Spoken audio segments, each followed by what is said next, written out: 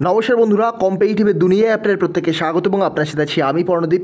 আর আমি বলেছিলাম WBCS manual সম্পূর্ণ কভার করব। তো WBCS ম্যানুয়ালের ক্লাস আজকে থেকে শুরু হয়ে যাচ্ছে। আমরা পলিটি থেকে শুরু করব। পলিটির আজকে লেকচার 1-এ ভারতের সংবিধান এবং গণপরিষদের গঠন সম্পর্কে জানবো WBCS ম্যানুয়ালের পার্সপেক্টিভ থেকে। আমি প্রথমে বলে দিই, এই যে ভিডিওগুলো কোন কোন এক্সামের পার্সপেক্টিভ থেকে হবে। অবশ্যই WBCS প্রিলিমস প্লাস WBCS মেন্সের পার্সপেক্টিভ হবে। WBCS মেন্সের পুরোটা কভার করবে না, তবে কিছুটা হলেও WBCS মেন্সে কভার করবে। WEP SI, WEP কনস্টেবল সমস্ত WEP এক্সামের জন্য কভার করবে এটা।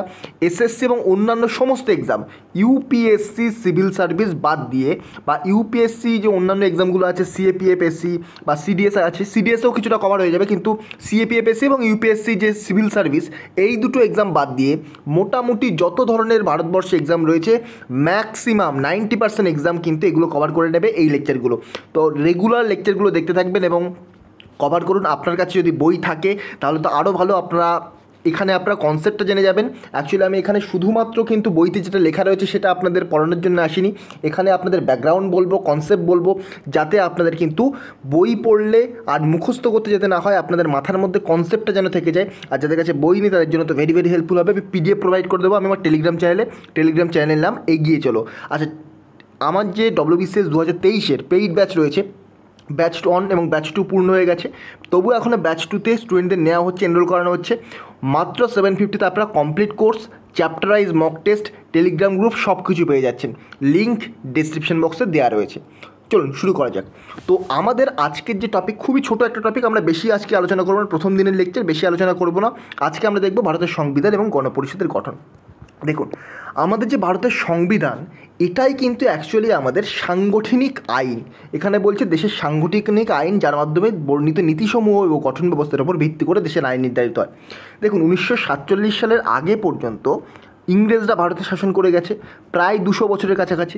তো এই ইংরেজরা যে ভারতে শাসন করে গেছে, এবং সেই সময় ব্রিটিশ ল প্রথমে ইস্ট ইন্ডিয়া কোম্পানির ল, তারপরে ব্রিটিশ ল 1858 সালে মহারানীর ঘোষণাপত্রের পর থেকে, এবং যখন ব্রিটিশ গভর্নমেন্ট আমাদের ভারতবর্ষটাকে তখন ব্রিটিশ কলোনি করে নেয়, তখন কিন্তু ব্রিটিশ ল জারি করে। এবং এই ব্রিটিশ লয়ের পরে ইন্ডিয়া যখন 1947 সালে স্বাধীন হলো, সেই সময় পর্যন্ত কিন্তু ভারতের অনেক যে নীতি গঠন ব্যবস্থা, সেটা কিন্তু অনেকটা চেঞ্জ করে দেওয়া হয়। তার কারণ কি, ব্রিটিশরা যখন ভারত শাসন করছিল, তারা তো দেশের ডেভেলপমেন্টের জন্য কাজ করছিল না, তারা শুধুমাত্র তাদের নিজেদের স্বার্থ সিদ্ধির জন্য, তারা শুধুমাত্র নিজেদের স্বার্থ রক্ষার জন্য, নিজেদের উপার্জনের জন্যই কিন্তু ভারতবর্ষে এসে শোষণ করছিল।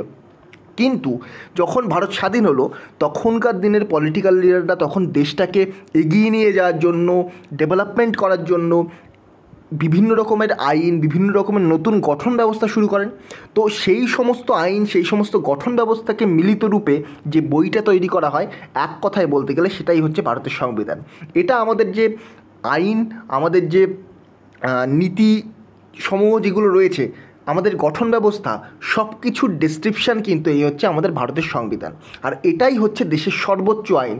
এই সংবিধানকে কখনোই কিন্তু লঙ্ঘন করা যায় না, সংবিধান অবমাননা কিন্তু একেবারেই করা যায় না।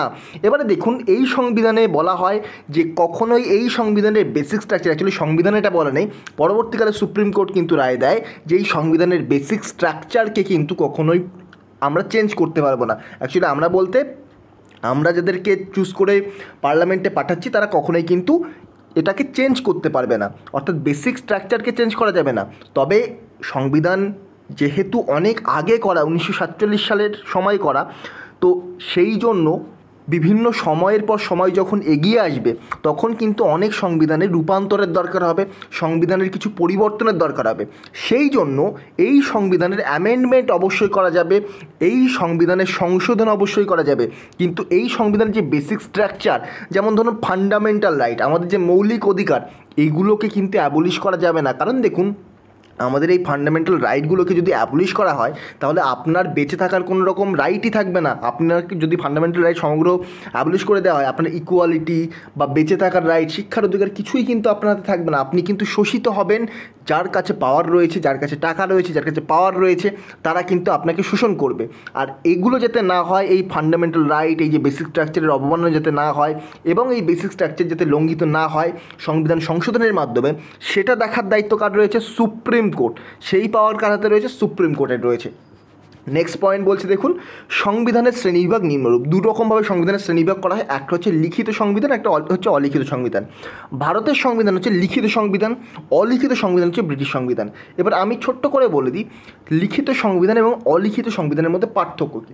দেখুন, লিখিত সংবিধান মানে এই নয় যে শুধুমাত্র সংবিধানটার আগে থেকে লেখা থাকবে সেটাই হচ্ছে ভারতের সংবিধান, লিখিত সংবিধান, এরকম কিন্তু নয়। আর অলিখিত সংবিধান এই নয় যে এটা কোনো রকমভাবে লেখাই থাকবে না, সেটাই হচ্ছে অলিখিত সংবিধান। দেখুন, আমি যে বেসিক ডিফারেন্স সেটা আমি আমাদের বুঝিয়ে দিচ্ছি। লিখিত সংবিধান বলতে ধরুন কোনো একটা কেস হচ্ছে, কোনো একটা ক্রিমিনাল কোনো একটা অপরাধ করছে, সেই অপরাধের পার্সপেক্টিভ থেকে সেই অপরাধের পার্সপেক্টিভে আগে থেকে কিন্তু তার অপরাধ বা তার জন্য যে শাস্তি সেটা ডিসাইড করা থাকছে, এটা হচ্ছে লিখিত সংবিধানের একটা রূপ।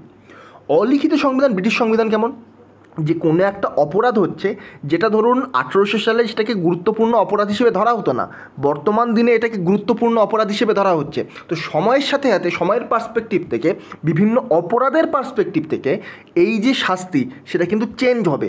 তো এটাকেই বলা হচ্ছে কিন্তু অলিখিত সংবিধান। অর্থাৎ অলিখিত সংবিধানও আগে থেকে লেখা, কিন্তু সেটাকে কিন্তু সময়ের সাপেক্ষে এটাকে চেঞ্জ করা যেতে পারে বিভিন্ন পার্সপেক্টিভে। কিন্তু লিখিত সংবিধান আগে থেকেই কিন্তু নির্দিষ্ট থাকে, কোনো একটা কেসের পার্সপেক্টিভ থেকে বা কোনো একটা নির্দিষ্ট স্পেসিফিক কারণে কিন্তু লিখিত সংবিধানকে এরকমভাবে চেঞ্জ করা যায় না। কিন্তু অলিখিত সংবিধানের ক্ষেত্রে কিন্তু যে কোনো একটা রায়কে কিন্তু পরিবর্তিত করা যায়, কারণ এটাকে লিখিত রূপ হিসেবে আমরা ধরে রাখি না।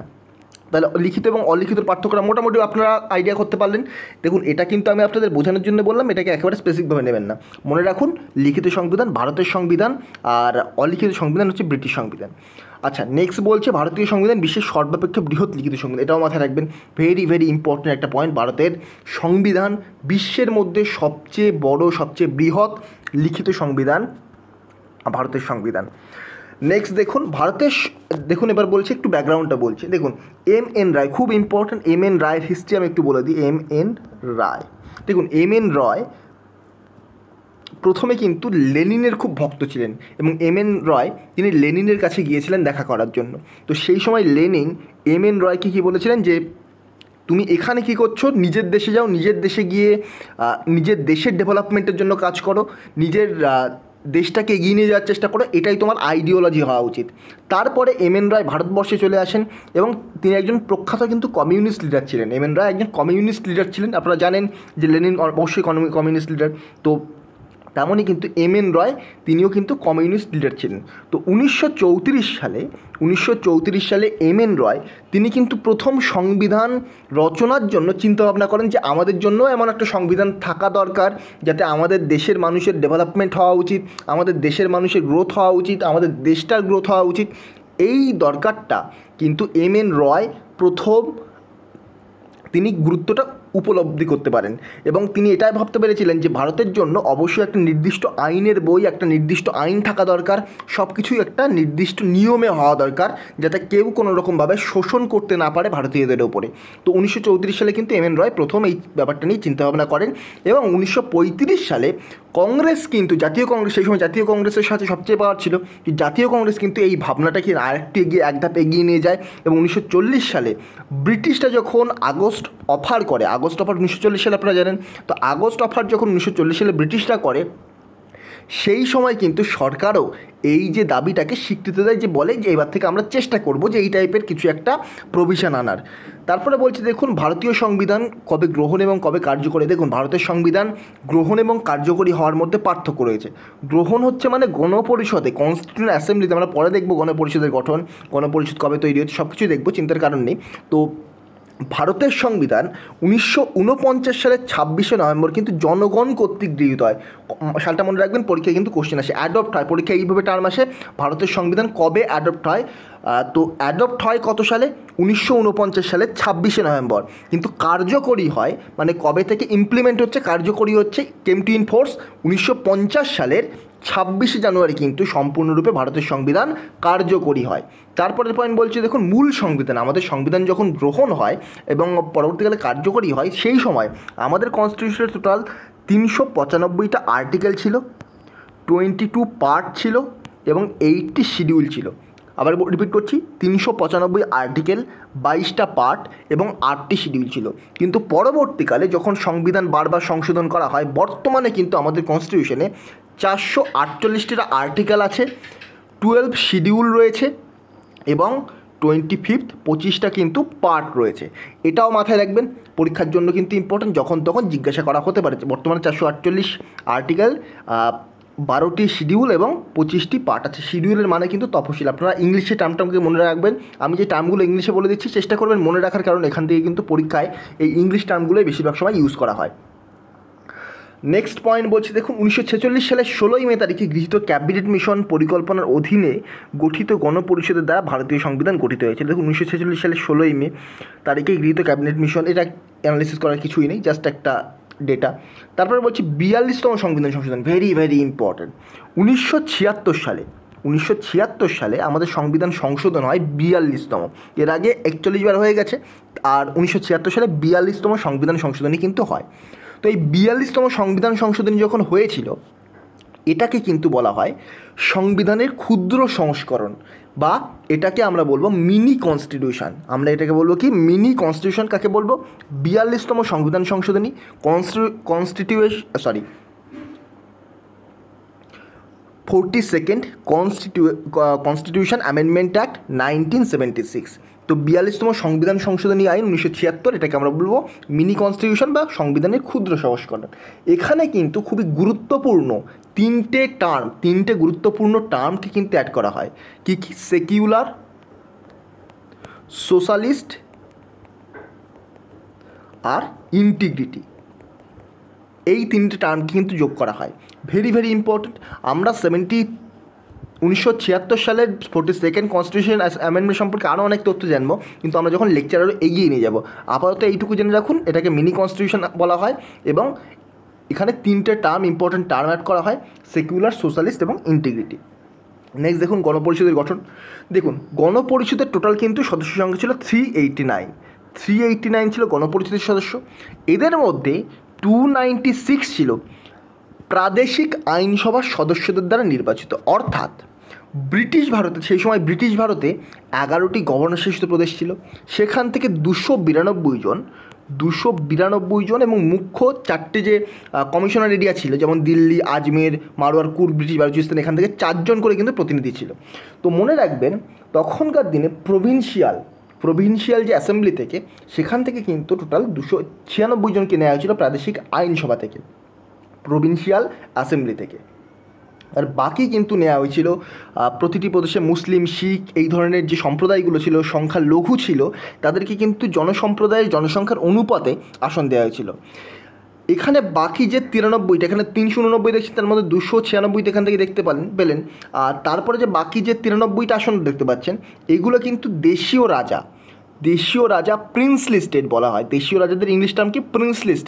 প্রিন্সলি স্টেটেদের দ্বারা কিন্তু এখানে নির্বাচিত বা মনোনীত, প্রিন্সলি স্টেটের দ্বারা কিন্তু মনোনীত সদস্যরা বাকি 93 জন ছিলেন, এবং তারা কিন্তু এই টোটাল ছিলেন, এবং এই টোটাল 389 ছিলেন।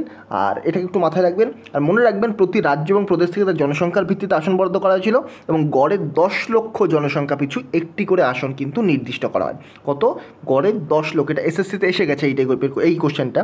গড়ে 10 লক্ষ জনসংখ্যা পিছু কিন্তু একটি করে আসন নির্দিষ্ট করা হয়। তো আজকে আমরা লেকচারটা এই পর্যন্ত রাখবো, খুব একটা বেশি লেন্থ আমরা করছি না আজকে লেকচারটা। নেক্সট লেকচার আমরা দেখবেন অনেক কিছু এগিয়ে যাবো, আরও একটু এগিয়ে যাবো। গণপরিষদ সম্পর্কে যে সেশনগুলো ছিল ইম্পর্টেন্ট, সেগুলো সম্পর্কে জানবো WBCS ম্যানুয়ালের পার্সপেক্টিভ থেকে। তার পাশাপাশি অন্তর্বর্তী যে সরকার ছিল সেগুলো সম্পর্কে জানবো, ইম্পর্টেন্ট তথ্যগুলো জানবো, এগুলো কিন্তু আমরা জানবো। আচ্ছা, এই যে পিডিএফটা আপনারা কিন্তু পেয়ে যাবেন এগিয়ে চলো টেলিগ্রাম চ্যানেল। আমি লিঙ্ক দিয়ে দেবো না, কারণ টেলিগ্রাম চ্যানেলের লিঙ্ক দিলে কিন্তু কাজ করে না। আপনি ইউটিউবে ক্লিক করবেন, টেলিগ্রাম চ্যানেলের লিঙ্ক কাজ করে না। আপনি জাস্ট করবেন কি, টেলিগ্রাম ডাউনলোড করে নেবেন, টেলিগ্রামে গিয়ে লগ ইন করে ওপরে সার্চ করবেন EGIE CHOLO, এগিয়ে চলো সার্চ করবেন। আপনি কিন্তু অতি সহজে কিন্তু আমার চ্যানেলটাকে পেয়ে যাবেন। অ্যারাউন্ড 2000-এর কাছাকাছি ফলোয়ার্স রয়েছে, ওখান থেকে আপনারা কিন্তু দেখতে পাবেন। তো এই ছিল আজকের লেকচার। নেক্সট ভিডিওতে আপনার সাথে আবার দেখা হবে। Thank you.